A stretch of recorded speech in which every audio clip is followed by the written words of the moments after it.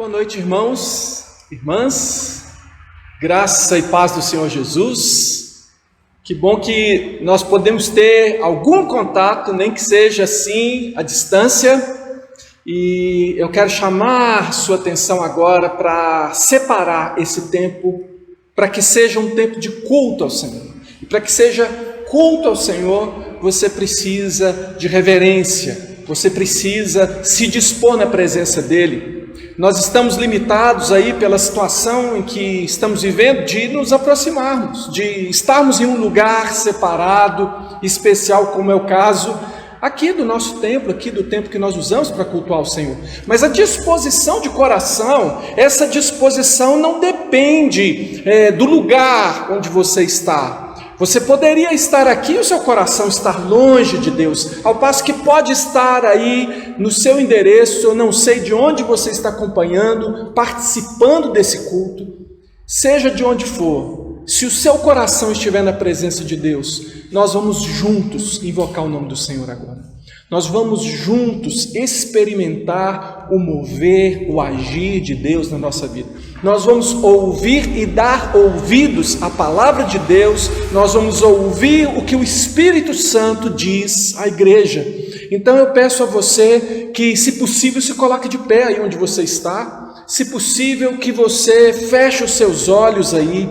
Pense em Deus e agora invoca o nome do Senhor Jesus. Ó Deus, nós aqui, Deus, nos apresentamos ao Senhor. E esse aqui é onde for, onde quer que haja alguém que junto conosco agora invoca o nome de Jesus Cristo, que sabe e que clama por salvação, por redenção, por ação do Senhor nas nossas vidas. Nós estamos juntos, ó Deus, em uma só fé, em um só amor, em um só Espírito. Esse Espírito do Senhor, ó Deus, que envolve, que preenche toda a igreja, cada um de nós. Ó Deus, que nós sejamos conduzidos por esse Espírito a cultuar nessa noite, a dizer, ó Deus, de quem o Senhor é, nos prostrar de coração e alma na Tua presença. Esse é o desejo do nosso coração e é isso que nós fazemos agora, Deus, em nome de Jesus.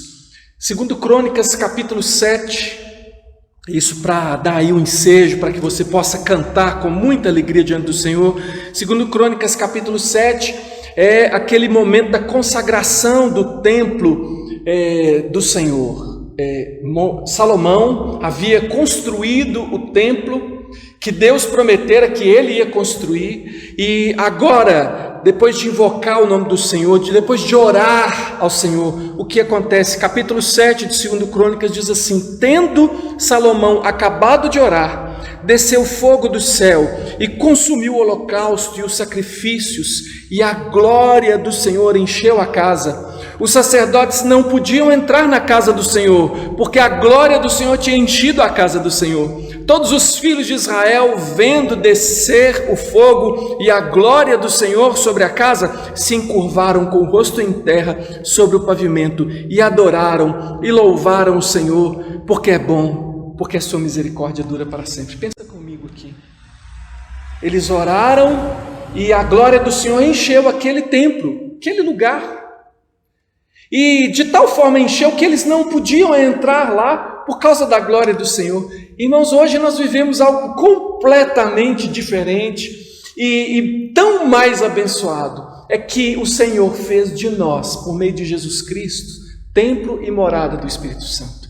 E já não é mais o lugar que é cheio ou vazio, e não é tão importante o entrar ou sair de um determinado lugar, mas o Espírito de Deus, como aquela glória que encheu o templo, que o Espírito de Deus enche a sua vida. E que nesses dias as nossas autoridades pelo mundo inteiro estão confusas e atônitas, e uma não entende a outra. Nós estamos vivendo dias muito difíceis.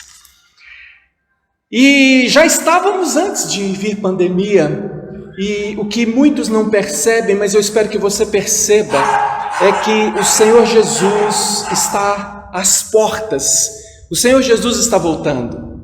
Que você perceba que breve, muito em breve, aquele que vem virá, o Senhor Jesus. Ele vem e reinará sobre todos os reinos da terra. Nós te louvamos, Jesus, nós queremos te agradecer porque já o Senhor reina sobre nós. Nós temos orado e pedido ao Senhor que venha o teu reino e que seja feita a tua vontade aqui na terra como nos céus. Nós oramos, Senhor Deus, que antes de tudo sobre nós esteja esse governo maravilhoso do Senhor, sobre a vida de cada crente, ó Deus, sobre a vida de cada um que invoca o nome de Jesus Cristo como Senhor e Salvador, que o Senhor reine sobre nós, ó Deus, que não haja espaço na nossa vida para o pecado. Deus, nós pedimos perdão pelos nossos pecados, Deus, nós pedimos perdão, nós pedimos que o Senhor santifique a nossa vida, nós pedimos que o Senhor aceite o nosso culto, ó Deus, com a nossa vida que apresentamos a Ti. Nós fazemos assim, ó Deus, em nome de Jesus. Aleluia. Aqui ainda no capítulo 7 de 2 Crônicas, diz o seguinte, a partir do verso 4. Então o rei e todo o povo ofereceram sacrifícios diante do Senhor. Ofereceu o rei Salomão em sacrifício 22 mil bois, 120 mil ovelhas. Assim, o rei e todo o povo consagraram a casa de Deus. Os sacerdotes estavam nos seus devidos lugares, e como também os levitas, com instrumentos músicos do Senhor, que o rei Davi tinha feito para dele se utilizar nas ações de graças ao Senhor, porque a sua misericórdia dura para sempre. Os sacerdotes que tocavam as trombetas estavam de frente deles e todo Israel se mantinha de pé. Quando você vê toda a história da construção desse templo, você sabe que Davi teve a intenção de construir esse templo. E Deus disse: Davi, você não vai construir, mas o seu filho que vai vir depois de você, ele vai construir, ele vai ser um homem de paz. Você derramou muito sangue, o seu filho vai construir, ele vai ser um homem de paz, eu vou dar a ele paz em todas as suas fronteiras. E assim foi. E eu fico pensando quantas pessoas se envolveram, porque Davi de imediato começou já a juntar madeira, já agradeceu: Deus, obrigado, porque meu filho vai construir, e se o meu filho vai construir, eu vou juntar madeira, eu vou juntar ouro, eu vou juntar prato. O Senhor não deixou eu fazer, mas aquele que vem depois de mim vai fazer melhor do que eu. Quando Davi estava para morrer, ele chamou os seus oficiais, apresentou Salomão e disse: olha, eu resolvo aqui, vou dar tudo que eu tenho no meu tesouro particular também. Eu já juntei, olha, tudo isso que está aí, ouro, prata, bronze, tudo mais, mas vou dar agora também tudo aquilo que é do meu tesouro particular. E era um talento, era muito ouro, muita prata. E ele diz: quem de vocês também tem esse desejo de fazer assim? E todos os seus oficiais, todos aqueles que ouviram fizeram assim. É o que você vai encontrar durante toda a construção do templo até chegar aqui: generosidade, gratidão. É isso que nos move. Gratidão, louvor, amor ao Senhor. Irmãos, nós consagramos ao Senhor nossos dízimos e ofertas. Você não vai poder trazer aqui e colocar agora. Você pode fazer isso aí pela internet, você pode fazer por transferência, você pode usar aquele Pix, você pode usar aí com o CNPJ da igreja. Se você está acessando a rede social, você vai ver aí, tem algum lugar, em algum lugar aí está aí, estão aí as informações para você fazer. Mas vamos agora colocar nossa vida diante do Senhor. Eu já fiz antes de vir para cá a minha oferta. Feche os seus olhos, coloque a sua vida diante de Deus agora e ore, consagrando ao Senhor você e a sua oferta. Ó Deus, nós agradecemos a Ti, porque se temos oferta a dar ao Senhor, é porque o Senhor tem cuidado de nós. O Senhor tem olhado para cada um de nós. O Senhor não tem desviado de nós os olhos, ó Deus, mesmo que nós não mereçamos tanto amor e tanto cuidado da parte do Senhor. De modo que, ao trazer ao Senhor as nossas ofertas, nós trazemos com ações de graças, pedindo ao Senhor a graça de sermos generosos. Perdoa, Senhor Deus, se não temos sido generosos como deveríamos, mas, Senhor Deus, multiplica, ó Deus, aquilo que é enviado, ó Deus, para a Tua igreja e assim para a Tua obra, e também multiplica na nossa casa, Pai, na vida de cada um. Abençoa-nos. Nós fazemos assim essa oração em nome de Jesus. Amém. Amém. Pode se sentar aí e nós vamos então agora passar a meditação aqui da palavra de Deus e vamos continuar nosso estudo.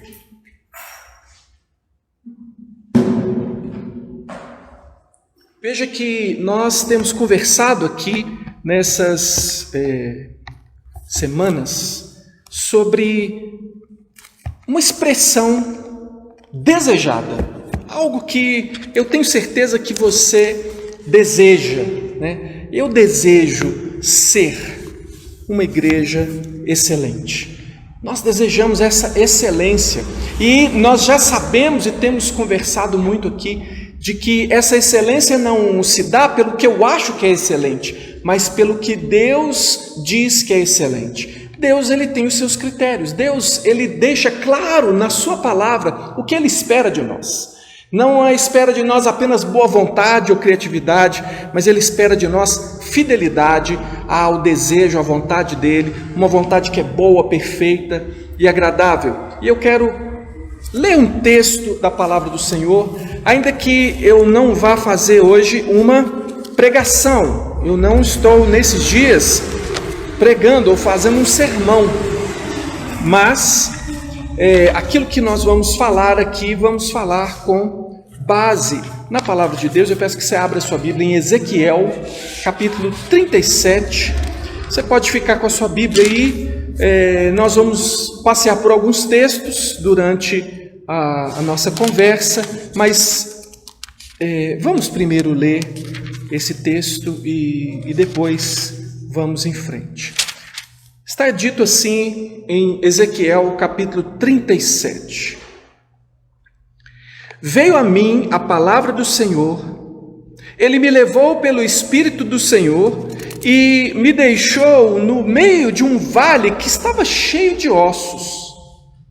E me fez andar ao redor deles. Eram muito numerosos na superfície do vale e estavam sequíssimos. Então me perguntou: filho do homem, acaso poderão reviver esses ossos? Respondi: Senhor Deus, tu o sabes. Disse-me ele: profetiza a esses ossos e dize-lhes: ossos secos, ouvi a palavra do Senhor. Assim diz o Senhor Deus a esses ossos: eis que farei entrar o Espírito em vós, e vivereis. Porei tendões sobre vós, farei crescer carne sobre vós estenderei pele, e porei em vós o Espírito, e vivereis, e sabereis que eu sou o Senhor. Então profetizei segundo me for ordenado. Enquanto eu profetizava, houve um ruído, um barulho de ossos que batiam contra ossos e se ajuntavam, cada osso a seu osso. Olhei e eis que havia tendões sobre eles, e cresceram carnes, e se estendeu a pele sobre eles, mas não havia neles Espírito.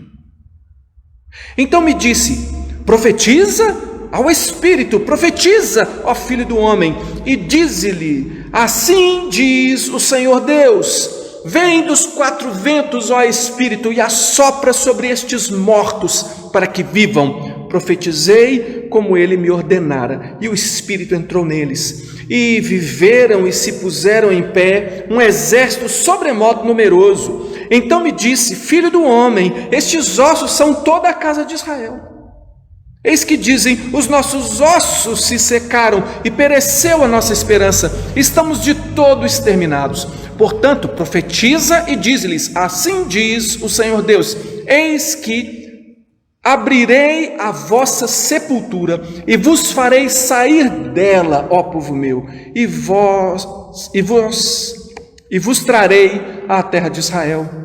Saberei que eu sou o Senhor, quando eu abrir a vossa sepultura e vos fizer sair dela, ó povo meu. Porei em vós o meu espírito e vivereis, e vos estabelecerei na vossa própria terra. Então sabereis que eu, o Senhor, disse isto e o fiz, diz o Senhor. Vamos orar mais uma vez? Senhor Deus, nós dependemos do Espírito do Senhor para nos trazer o entendimento da Tua palavra. Senhor Deus, ajuda-nos, ó Deus, a refletir nessa reflexão que é longa, que está assim partida em várias semanas. Cada semana a gente tem meditado em algo que faz com que uma igreja seja excelente do ponto de vista do Senhor. Ajuda-nos, ó Deus, a encontrar esse ponto de vista do Senhor. Ajuda-nos a olhar para o Senhor como Senhor e desejar que a vontade do Senhor seja feita em primeiro lugar e não a nossa. Ó Deus, não deixa a gente inverter as coisas, Senhor. O pecado faz isso com a gente, faz com que a gente mude as coisas de lugar, mude de posição e às vezes deixando o Senhor de lado. Senhor, que não seja assim, mas que pelo poder do Teu Espírito Santo, ó Deus, pela graça do Senhor, nós possamos compreender o que é uma igreja saudável, que nós possamos ter isso da parte do Senhor em nome de Jesus. Amém. Muito bem, eu preciso insistir em dizer a você que o que eu vou fazer agora não é um sermão, até porque a marca hoje que eu vou trazer para você, que é uma marca de uma igreja saudável, e aqui eu estou dizendo marca de uma igreja saudável porque essas 9 marcas que eu vou apresentar, que nós vamos apresentar no decorrer das semanas, na verdade é um trabalho que é conhecido, né? E quem é autor dessas 9 marcas, quem pelo menos é um representante, um expoente aí é o Mark Dever, um irmão muito querido, um pastor norte-americano.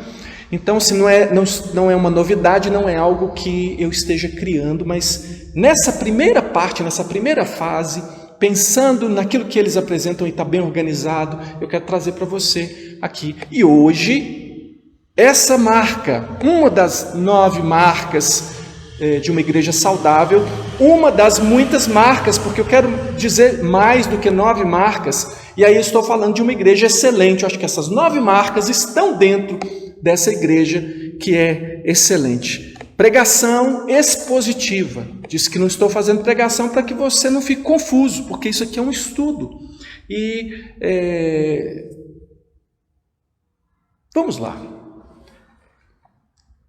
Pensando hoje, se você fosse responder essa pergunta, qual seria a esperança do mundo hoje? O que a gente mais ouve é que a esperança do mundo hoje é a vacina, não é mesmo? A esperança do mundo é a vacina, tomara que todo mundo seja vacinado, para que fique claro para você que eu não sou contra a vacina, eu sou a favor, acho que tem que tomar vacina sim, tá bom? Não é nosso assunto, mas eu quero dizer para você que se a esperança do mundo for a vacina, nós estamos perdidos. Porque uma esperança, ainda que fosse mais do que a vacina, ainda que houvesse a cura dessa enfermidade que está nos trazendo tantos problemas, a cura do corpo não é a solução para o mundo. Eu vou dizer para você algo mais forte ainda, que a ressurreição, como nós vemos Jesus ressuscitando Lázaro, por exemplo, seu amigo, a própria ressurreição de um corpo já morto não é a solução. A solução é a vida eterna em Cristo Jesus. E quando o mundo fala daquilo que ele tem, o mundo fala das suas esperanças, mas as esperanças do mundo são fracas. A esperança que realmente o mundo deve ter ou pode ter é a esperança que é trazida pela palavra de Deus. A gente vê aqui nesse texto de Ezequiel, e é uma visão, né? Ezequiel tem muitas dessas figuras, dessas visões, são ilustrações, são ilustrações mesmo, são figuras que Deus dá ao profeta para que ele possa trazer ao povo, que o povo possa entender o que é que Deus quer que eles saibam.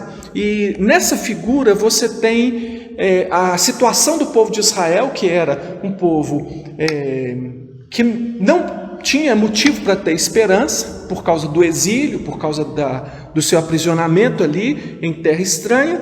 Eles não tinham por que ter esperança. Era como se não houvesse mais a nação de Israel e aquilo acabou. E Deus vem então com essa visão para Ezequiel, e Ezequiel vê aqueles ossos secos todos, e o que Deus quer que Ezequiel faça é que ele profetize, ou seja, que ele pregue, que ele fale as palavras de Deus diante daqueles ossos secos. E é isso que transforma e que dá vida. Veja que Deus, diante da situação de Israel, aprisionado naquele país, Babilônia, Deus não vem com um plano de fuga, Deus não vem com um plano de enfrentamento do inimigo, Deus não vem com um novo sistema político para ser adotado pelo povo de Israel, Ele não vem com recursos para investimentos em alguma área que pudesse melhorar a vida do povo, Ele não vem com nada disso. O que Ele vem é com aquilo que Ele vem no princípio de todas as coisas. O que Deus está trazendo e dizendo para Ezequiel, fala: Ezequiel, o segredo, Ezequiel, é o mesmo, desde o caos, quando a Bíblia diz, no princípio criou Deus os céus e a terra, porém era sem forma e vazia, havia trevas sobre a face do abismo, e o Espírito de Deus se movia sobre a face das águas, e disse Deus: haja luz, e houve luz. A palavra de Deus, a palavra de Deus pronunciada, a palavra de Deus pregada é a solução. A única e a melhor forma de nós ajudarmos o mundo é falar as palavras de Deus pelo poder do Espírito Santo. A esperança do mundo é a palavra de Deus. Acontece que, deixa eu contar para você que no início da minha vida como crente, eu era adolescente, e eu era adolescente nos dois sentidos, porque eu era um adolescente, daqui a pouco eu te falo de adolescência, e eu era adolescente no sentido de que, para mim, tudo o que falava de Deus eu achava que era bom. Então eu lia qualquer coisa que falasse de Deus e que explicasse a Bíblia. Eu pegava qualquer livro que me chegava à mão, e eu vou dizer para você, chegou muita coisa ruim na minha mão, tentando explicar o que a Bíblia diz. E eu falo que é adolescente em dois sentidos, porque o adolescente, ele, se tem sabor, tá valendo, né? Porque, vou te falar, o valor nutricional de comida de adolescente, o adolescente é capaz de trocar um prato maravilhoso num restaurante por um sanduíche. Eu tenho provas, tá? Que um adolescente faz isso e fica feliz. E ele olha para mim comendo ali um prato saudável, bacana, e ele diz: você não sabe o que você está perdendo. Eu estou muito melhor do que você, porque a minha comida é muito saborosa. Agora, eu já vi um documentário chamado Super Size Me, em que um sujeito comia, passou um mês comendo somente num fast food, e ele comeu naquele fast food de manhã, de tarde, de noite, durante um mês, quase morreu por se alimentar tão mal. A Bíblia diz em Hebreus 5,14: mas o alimento sólido é para os adultos, para aqueles que pela prática têm as suas faculdades exercitadas para discernir não somente o bem, mas também o mal. Irmãos, há muitas pregações e há muitos pregadores, e há pessoas muito satisfeitas e que dizem com muita facilidade, assim, celebrando: Deus me chamou para pregar. Eu sou um pregador, eu já entendi que é isso que Deus quer de mim, Ele quer que eu pregue, mas está faltando uma coisa aí, essa frase não está completa. 2 Timóteo 4,1 diz o seguinte, agora eu preciso que você se lembre, olha, antes de eu ler, 2 Timóteo, segunda carta do apóstolo Paulo a Timóteo, seu discípulo, Timóteo, um pastor, designado para fazer o trabalho pastoral. Ele recebe do apóstolo Paulo, nessa segunda carta, a seguinte advertência, está no capítulo 4, a partir do verso 1. O apóstolo Paulo diz: conjuro-te. E aí é preciso você saber o que é isso, né? Conjuro-te, coloco você debaixo de um juramento. O apóstolo Paulo está dizendo assim: eu uso a minha autoridade de apóstolo para te forçar, para te para te convencer, se você respeita a minha autoridade apostólica, você vai se colocar debaixo desse juramento, você vai aceitar o que eu estou dizendo. Ele está dizendo: conjuro-te. E perante quem? Ele diz: perante Deus e Cristo Jesus, que há de julgar vivos e mortos pela sua manifestação e pelo seu reino. Prega a palavra. Insta, quer seja oportuno, quer não, corrige, repreende, exorta com toda longanimidade e doutrina, pois haverá tempo em que não suportarão a sã doutrina. Pelo contrário, cercar-se-ão de mestres segundo as suas próprias cobiças, como que sentindo coceira nos ouvidos, e se recusarão a dar ouvidos à verdade, entregando-se a fábulas. Veja que eu disse que falta alguma coisa quando alguém diz que é um pregador, porque é preciso que preguemos a palavra de Deus, não uma palavra de Deus. É o artigo definido, a palavra de Deus. Prega a palavra. Por quê? Porque haverá tempo em que as pessoas não pregarão a palavra, elas não se importarão com a palavra, antes elas vão se entregar a fábulas. Você sabe o que é uma fábula? Uma fábula é um gênero textual, é um tipo de texto, é um tipo de literatura. Uma fábula, peguei aqui uma definição, curta narrativa em prosa ou verso, com personagens animais que agem como seres humanos, que ilustram um preceito moral. É uma história fantasiosa, é uma fantasia que, no caso da fábula, até os animais falam e conversam entre si, e há ali um fundo moral naquilo, uma historinha com fundo moral, mas que, na verdade, é uma invenção da cabeça de alguém, não corresponde à realidade. De modo que nós estamos vivendo um tempo fabuloso, porque é cheio de fábulas, é cheio de histórias, é cheio de pregações convincentes, mas que não correspondem à palavra de Deus. Porque é por isso que nós estamos dizendo que uma pregação expositiva, e vai chegar o momento que eu vou explicar o que é uma pregação expositiva, é a pregação que marca uma igreja saudável, uma igreja que não está comendo em fast food, uma igreja que realmente está se alimentando e fornecendo alimento de alta qualidade nutricional. Prega a palavra. 1 Coríntios 2, 1 e 2 diz: irmãos, aqui o apóstolo está dizendo lá para os coríntios, os coríntios desprezavam o apóstolo Paulo, achavam que ele era muito simprão, como o povo diz aí, ele não tinha presença, ele sabe, tinha gente que era muito melhor que ele, e ele diz assim: irmãos, quando fui ter convosco, anunciando-vos o testemunho de Deus, não o fiz com ostentação de linguagem, ou de sabedoria, porque decidi nada saber entre vós, senão a Jesus Cristo e este crucificado. Veja que o apóstolo Paulo, que era um homem erudito, era um homem que conhecia as técnicas de comunicação, ele conhecia o que tinha de melhor no discurso, ele que era uma pessoa que antes era alguém do discurso, um mestre em Israel. Ele disse: gente, quando eu estava no meio de vocês, eu não quis saber dessas coisas, mas a única coisa que me interessava era dizer a você essa coisa que para tantos é ridícula, para tantos é escândalo: Cristo crucificado, Jesus crucificado, Deus crucificado. Isso era um escândalo para muita gente, mas o apóstolo Paulo sabia que era essa mensagem que ele tinha que pregar. Gálatas, a partir do verso 6 do capítulo 1, já é o apóstolo Paulo falando com os gálatas sobre eles estarem se desviando do evangelho. Ele diz assim: admira-me que estáis passando tão depressa daquele que vos chamou na graça de Cristo para outro evangelho, o qual não é outro senão que há alguns que vos perturbam e querem perverter o evangelho de Cristo.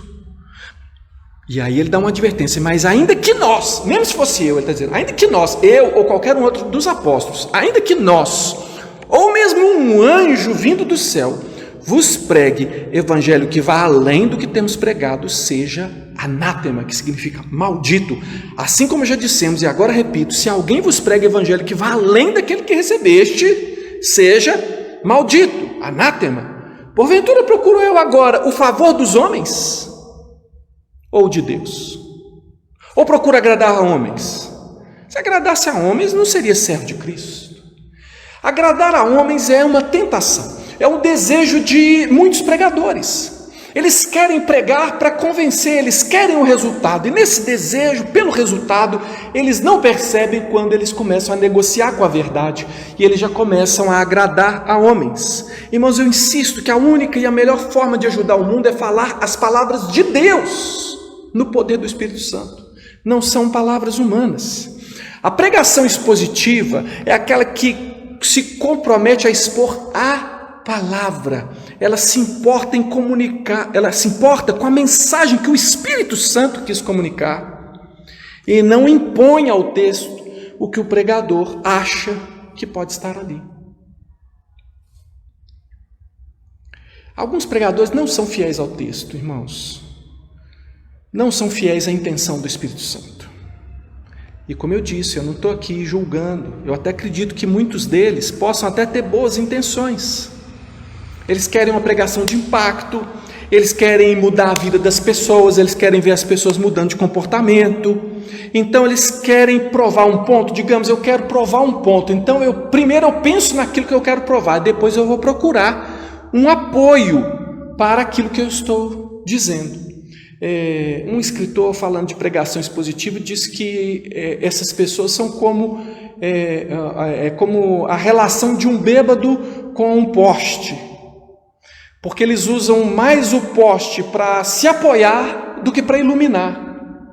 É um uso indevido, o sujeito está bêbado, então ao invés dele usar, para que o poste está ali? Para iluminar. Ao invés dele usar a luz do poste, ele está precisando mais se escorar naquele poste, para ele não cair, do que usar a luz.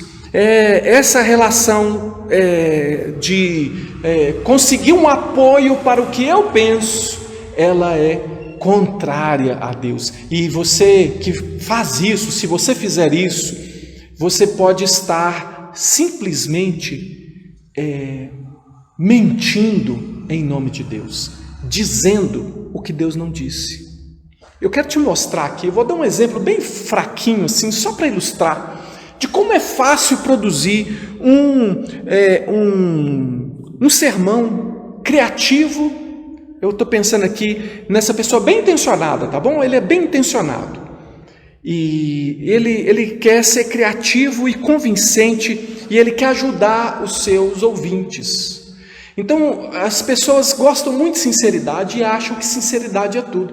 Deixa eu desconstruir isso aí na sua cabeça. Irmãos, sinceridade não é tudo. Você pode estar sinceramente fazendo a coisa errada, até que você entenda o que é certo. Então eu vou mostrar para vocês aqui uma estrutura de um sermão que você poderia ouvir numa igreja por aí, ou num rádio, ou de repente alguém pode, compartilhar uma palavra aí com você, mais ou menos assim. Vamos imaginar que o pregador, ele quer ajudar as pessoas a tomar boas decisões na vida. Então ele pensa assim, puxa, eu queria pregar uma mensagem que ajudasse as pessoas a tomarem melhores decisões na vida.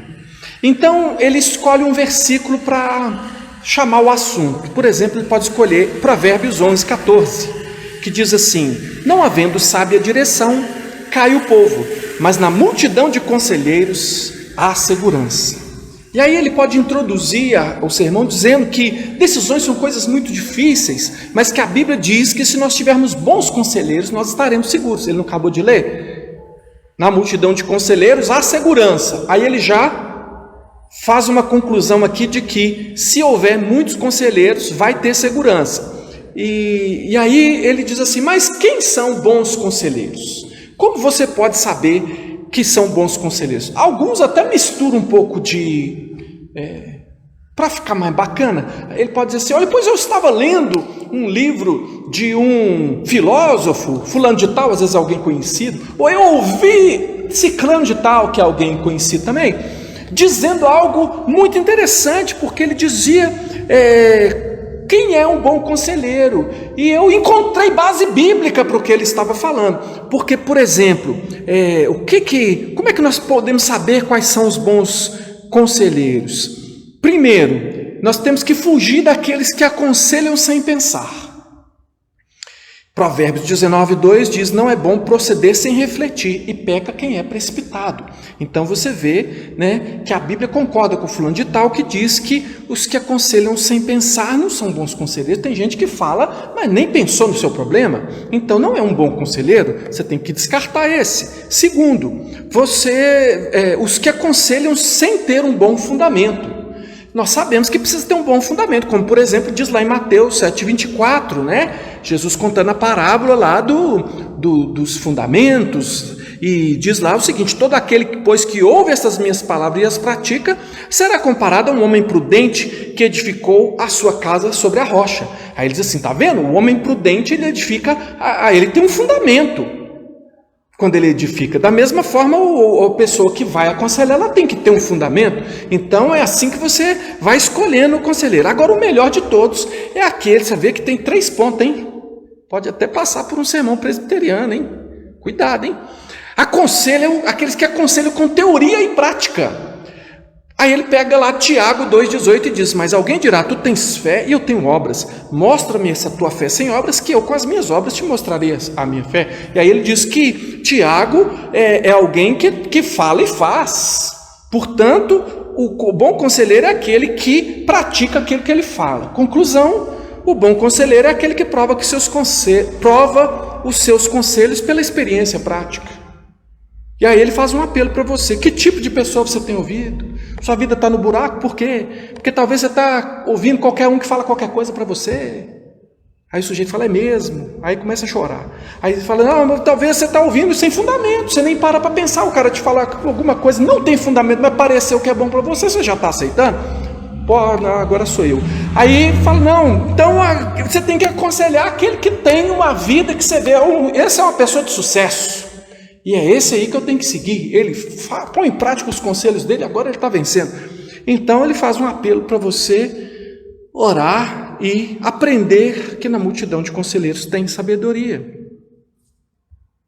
Irmãos, pode ser que se você é uma pessoa que conhece a palavra de Deus, você deve ter achado ridículo esse sermão.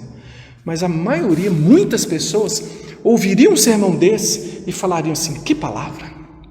Por quê? Porque ele sai dali com uma direção, ele sai dali pensando assim, não, eu tenho que pensar mais antes de tomar minhas decisões, e eu preciso, quem sabe, ter bons conselheiros.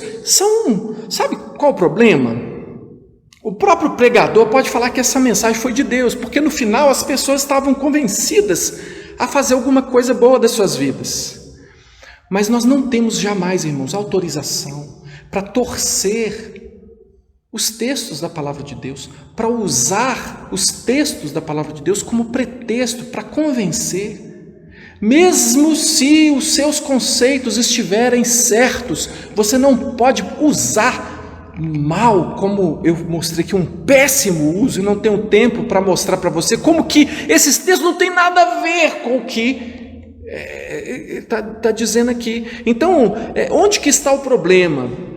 Mesmo que a mensagem contenha verdades, em algum ponto pelo menos, ela só está ali, aqueles textos só estão ali para dar suporte à ideia do pregador. Então, como que começou essa mensagem? Começou com uma ideia do pregador, que tinha a intenção de provar um ponto, que tinha até a intenção de ajudar, e depois que ele teve a ideia, ele procurou apoio em alguns textos aleatórios, e as pessoas, porque ele citou a Bíblia, eles acham que estavam aprendendo da Bíblia, quando na verdade ele estava adulterando o texto para dizer o que ele pensa. Agora então eu preciso dizer para você, mas qual a diferença? O que é uma pregação expositiva? Uma pregação expositiva é aquela que consiste, aí eu vou usar uma definição de um professor meu, ele diz assim, é a proclamação de um assunto que emerge direta e visivelmente de uma passagem da Escritura, de acordo com o contexto do mesmo. A pregação é controlada pelo texto e o pregador é servo da Escritura. Veja que eu preciso abrir um texto da palavra de Deus, e aí vamos imaginar que eu abrisse aqui, como no domingo eu abri Êxodo capítulo 20. E agora eu preciso pregar a vocês o texto de Êxodo capítulo 20. Como eu posso pregar este texto? Veja que quando nós pregamos assim, livros inteiros, e eu não estou dizendo que pregação expositiva é só pregação de livros inteiros. A pregação expositiva é aquela que, quando ela está diante de um texto, ela expõe o que aquele texto está dizendo. Então ela vai ver o contexto, ela vai compreender, eu vou explicar melhor daqui a pouco, vai compreender esse texto, qual a mensagem que o Espírito Santo comunicou ao povo daquela época e o que essa mensagem quer dizer para mim hoje. Ele vai ser fiel ao texto. No caso, como é a prática da nossa igreja hoje, nós temos tido a prática de pregar livros inteiros. Então nós começamos já há um bom tempo a pregar o livro de Êxodo. Agora passamos aí do capítulo 24. Capítulo 20. Vamos, para facilitar, tá? Eu vou explicar para você como é que uma pregação expositiva ela é feita. O que é preciso respeitar para que eu diga essa pregação é uma pregação que expõe de fato a verdade de Deus contida no texto. Em primeiro lugar, é preciso que haja uma leitura do texto. Você lê o texto, e aí eu estou dizendo aqui, eu vou no momento da pregação e vou voltar no momento de estudo, tá? Não é só no momento do estudo. No momento do estudo precisa ler muitas vezes o texto, mas no momento da pregação eu vou pregar a você a palavra de Deus. A palavra de Deus não é um enigma. A palavra de Deus foi nos dada para ser compreendida. Eu estou aqui para facilitar a sua compreensão dessa palavra que você tem aí na sua mão. Então você abre lá no capítulo 20 e eu leio com você o texto que eu vou pregar. Agora eu vou apresentar a você esse texto. Então quem está acompanhando aí a pregação, as pregações do livro de Êxodo, sabe que este momento aqui, antes de falar do capítulo 20 em si, que são os 10 mandamentos, nós dissemos, irmãos, vocês se lembram que o povo foi tirado do Egito, Deus fez essa obra lá, você se lembra como Deus trouxe esse povo pelo caminho e disse a eles que estava levando eles em asas de águias, e agora Deus traz eles ao pé do monte que ele tinha prometido a Moisés que ia trazer esse povo ali para adoração, e agora ele chega para esse povo e diz, se vocês me ouvirem, eu vou fazer de vocês uma nação santa, um povo, minha propriedade particular, e vocês vão ser uma nação de sacerdotes para o mundo inteiro. Vocês se lembram? Então Deus fez a proposta, se vocês me ouvirem, eles estão ali no pé daquele monte, agora o Senhor fala, e Ele diz o que Ele quer. Então, ao apresentar o texto, eu ajudo você a entender por que esse texto está aqui. No decorrer das pregações, se você vai acompanhando, quando você está aqui participando aqui conosco, domingo a domingo na igreja, você sabe toda a história, você já viu os detalhes, você sabe por quê, qual que é a intenção de Deus com esse povo, o que Deus está querendo fazer com esse povo. Então eu apresento para você o contexto, e você sabe exatamente o que está acontecendo e por que as coisas estão acontecendo do jeito que elas estão acontecendo. E aí eu explico para você o texto. Aí eu vou então para o Êxodo 20. E eu vou mostrar a você que esses mandamentos, que são a base da lei, eles não caducaram. Eles estão vigorando hoje. E vou explicar para você como nós estamos livres da maldição da lei, mas não estamos livres. Pelo contrário, a lei é um presente de Deus para nós, porque ela ajuda a nossa consciência fraca a entender quais são os preceitos de Deus para a nossa vida. E aí vem a explicação, uma explicação do texto. Para ajudar essa explicação, eu posso dar suporte ao texto usando outros textos da Escritura que concordam, que apoiam, que outros lugares que falam a mesma coisa, ou que complementam, ou que dão mais luz para aquilo que está sendo exposto. Veja que em nenhum momento eu trouxe aqui uma teoria psicológica, em nenhum momento eu estou apresentando aqui o que eu achei, ou o que eu senti, porque eu estava talvez num momento de oração, e aí eu senti que esse texto significa isso ou aquilo. Não é assim que nós procuramos entender o texto, irmãos. Pode parecer um pouco assim seco, parece. Quando a gente diz que é necessário estudar a palavra de Deus, veja que o próprio Jesus disse: examinai as Escrituras. Ele não disse apenas leia, ou conheça, ou saiba que existe. Examinai as Escrituras, porque cuidais ter nelas a vida eterna, e são elas que testificam de mim.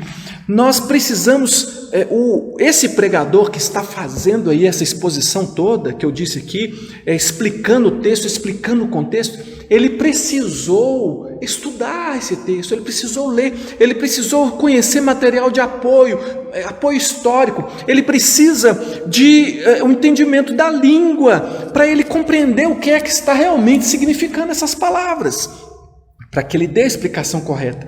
E o suporte ao texto é algo que na semana que vem eu vou ter oportunidade de explanar melhor, falar melhor. Por quê? Porque o suporte ao texto vem da teologia bíblica, que é outra marca da igreja saudável. Ele compreende que esse texto ele faz parte de uma teologia que vem de Gênesis a Apocalipse. Eu acabei de citar um texto em que Jesus dizia o quê? Ele disse o seguinte: examinais as Escrituras, porque cuidais ter nelas a vida eterna, e são elas mesmas que testificam de mim. Naquele momento, o que nós tínhamos escrito de Escritura, irmãos? Tinha o Novo Testamento? Não. Mas, irmão, não é no Novo Testamento que fala de Jesus? Não é no Novo Testamento que eu leio o nome Jesus? E Jesus está dizendo, não, de Gênesis a Malaquias, está falando de mim.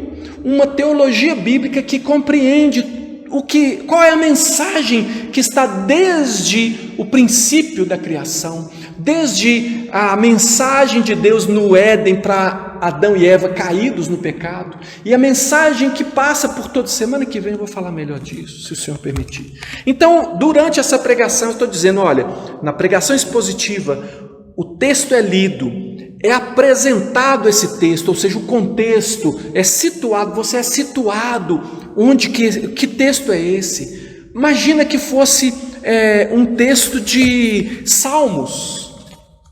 Aí eu ia explicar para você que Salmo, um salmo é um tipo de literatura, é uma poesia. E você sabe que você não lê poesia da mesma forma que você lê uma narrativa. Tudo isso o pregador ele precisa te ajudar. Para você, quando lê que os montes saltam como cordeiro ou se derretem na presença do Senhor, você não ficar imaginando que realmente existe isso, dos montes ficar derretendo. Quando diz que Deus pegou um querubim e voou, você não pensa em Deus montado num anjo e tudo, mas aquilo são figuras, porque é poesia. Então, o pregador ele precisa te ajudar a entender porque Deus escreveu poesia, irmão. Colocou gente para escrever poesia. E ele colocou gente para escrever textos como esse de Ezequiel, que são textos proféticos, uma linguagem figurada. Ele inspirou alguém para escrever esses textos apocalípticos, que não estão só em Apocalipse, mas em outros livros da Bíblia nós temos o mesmo tipo de literatura. Ao explicar isso, você começa a entender o que é que Deus estava falando para aquele povo. E para que afinal, depois que nós entendemos o que Deus estava dizendo para aquele povo, como por exemplo, o que ele estava dizendo para Israel, a cena de Êxodo 20 é praticamente uma cena de casamento.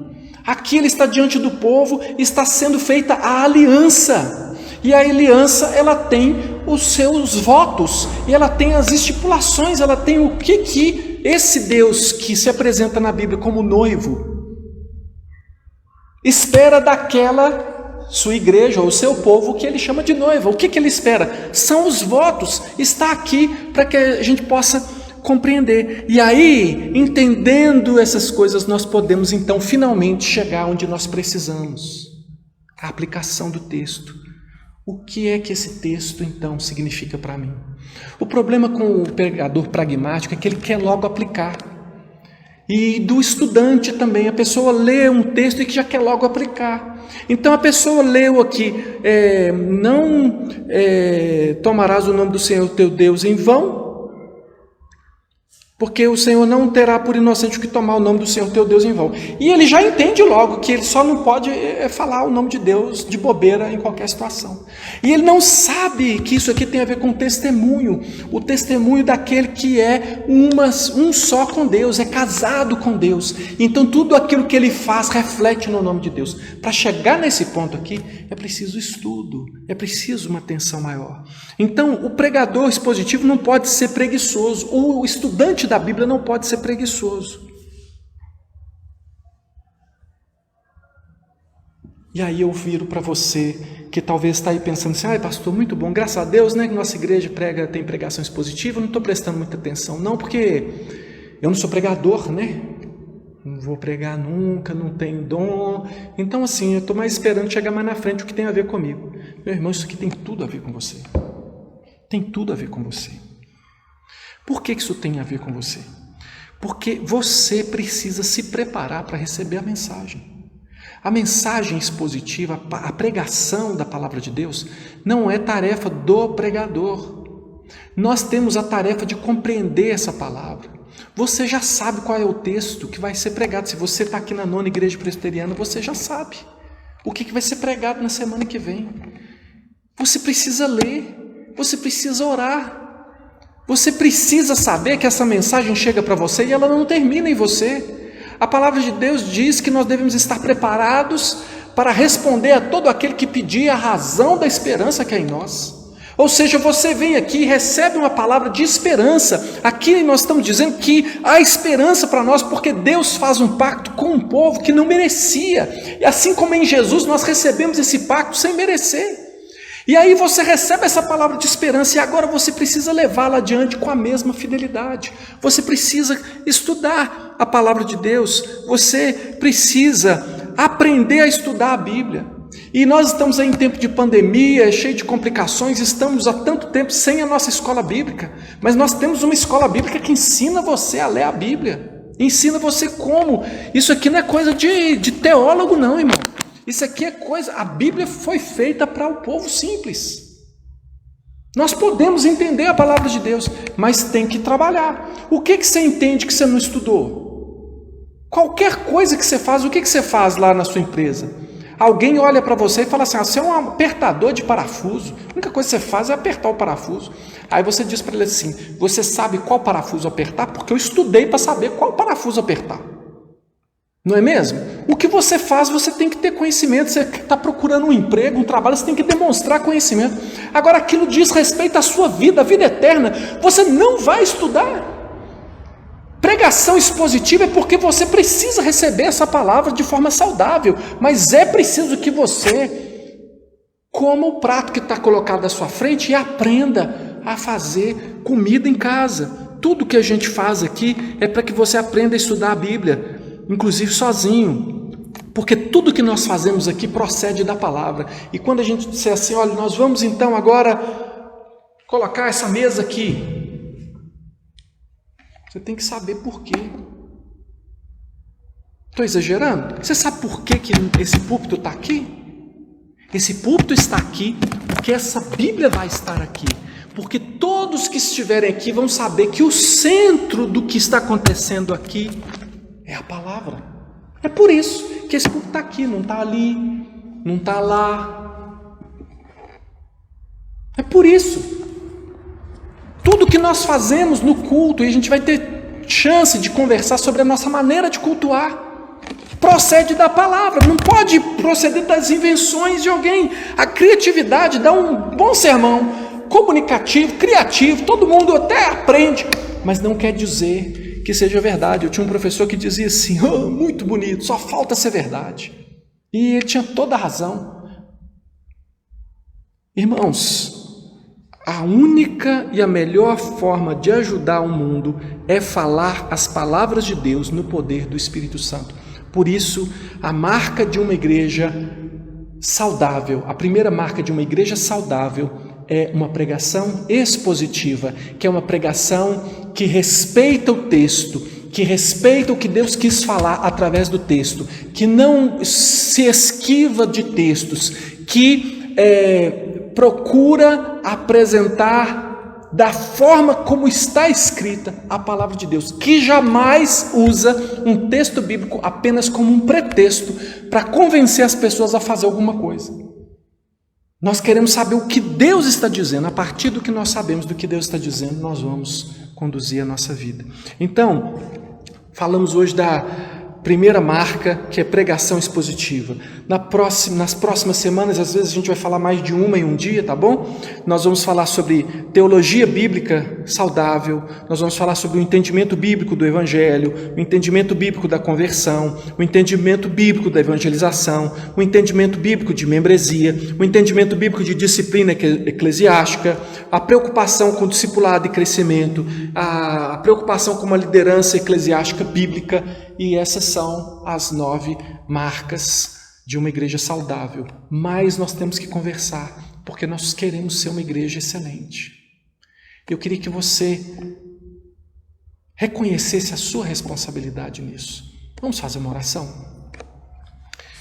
Deus, nós estamos aqui buscando ao Senhor. Como eu disse, esse aqui pode ser em qualquer lugar. Mas nós estamos juntos em espírito, desejando que a 9ª Igreja Presbiteriana de Belo Horizonte, ó Deus, e irmãos que talvez de outras igrejas estejam participando conosco, que também a sua igreja local seja uma igreja saudável, uma igreja excelente, uma igreja que o Senhor possa dizer que tem prazer nessa igreja. Senhor Deus, ajuda-nos agora que nós estamos entendendo a importância, ó Deus, de estudar a Tua Palavra, a importância, Deus, de que a Sua Palavra seja pregada com fidelidade, a importância que tem de nós nos prepararmos para a gente não ouvir qualquer palavra, qualquer pregação que alguém citou um versículo e achar que estamos entendendo a vontade do Senhor.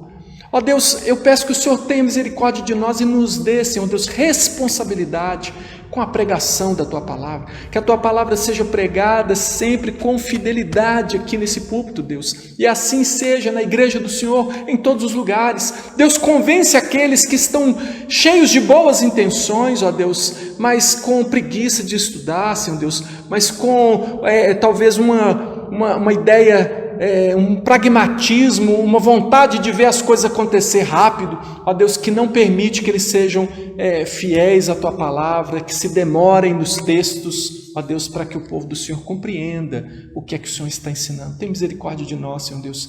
Todos, ó Deus, que creem no Senhor, ó Deus, mesmo que estejam errando em alguma coisa, fazem parte dessa igreja do Senhor, Deus, que precisa de cura. Deus, naquilo que nós precisarmos de cura, que o Senhor nos dê cura, Pai. Naquilo que nós somos deficientes, Pai, que o Senhor nos ajude, Pai. Nós temos tantas deficiências, Senhor, precisamos da cura do Senhor. Individualmente, o Senhor sabe das deficiências de cada um. Ajuda-nos, Deus, a sermos curados. Cura-nos, Senhor Deus, é o meu pedido mesmo, porque é uma ação do Senhor na nossa vida, mais do que uma vontade de melhorar, uma ação do Senhor sobre nós, que nos leve a vivermos de forma digna do Evangelho do Senhor. Nós oramos, Pai, por uma igreja excelente, em nome de Jesus. Então, que a graça do Senhor Jesus, o amor de Deus, o nosso Pai, e a comunhão do Espírito do Senhor seja com todos nós, em toda a terra, todos que amam o Senhor, agora e sempre. Amém. Deus te abençoe, em nome de Jesus.